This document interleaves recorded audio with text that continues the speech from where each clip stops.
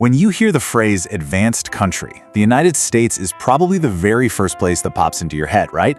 I mean, it's a massive, undisputed global powerhouse. But today, we're tossing those assumptions out the window and diving into the hard facts. Welcome to today's Explainer, where we are putting the USA and Japan head to head. Because here's the big question driving our analysis today.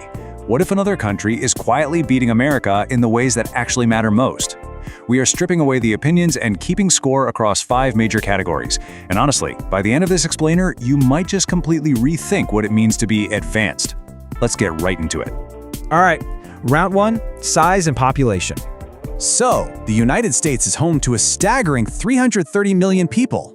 But it's not just the sheer number of people, it's the massive playground they have to work with.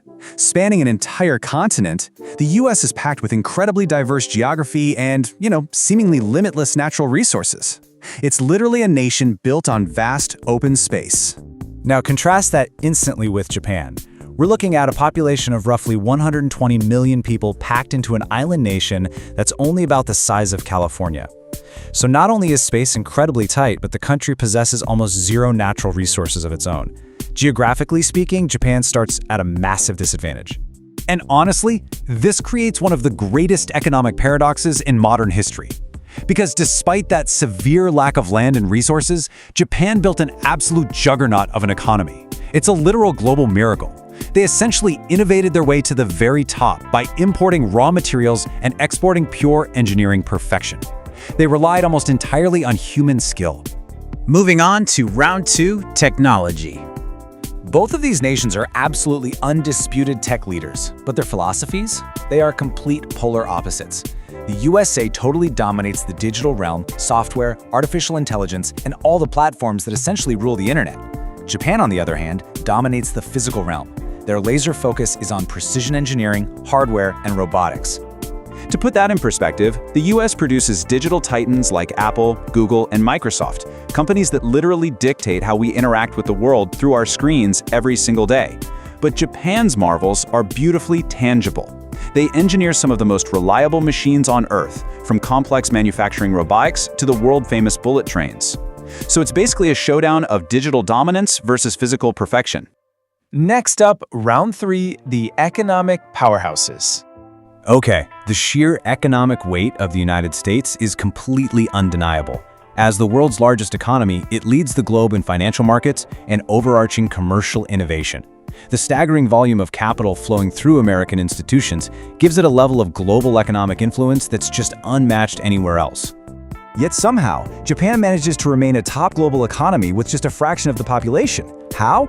Well, they sustain this massive output by producing the complex industrial machines, consumer electronics, and incredibly reliable vehicles that the rest of the world desperately needs. I mean, it is an absolute masterclass in efficiency. Which brings us to round 4, transportation systems. This is where the macroeconomics take a back seat and daily life starts to look shockingly different. The United States is, for all intents and purposes, built for the open road. In most American cities, surviving without a personal car is practically impossible. But Japan is built around one of the most highly efficient, heavily integrated public transit systems on the planet. And the crown jewel of that system is absolutely the Japanese bullet train. These things aren't just fast, they are a total masterclass in precision. Get this, the average delay of a Japanese bullet train is measured not in minutes, but in seconds.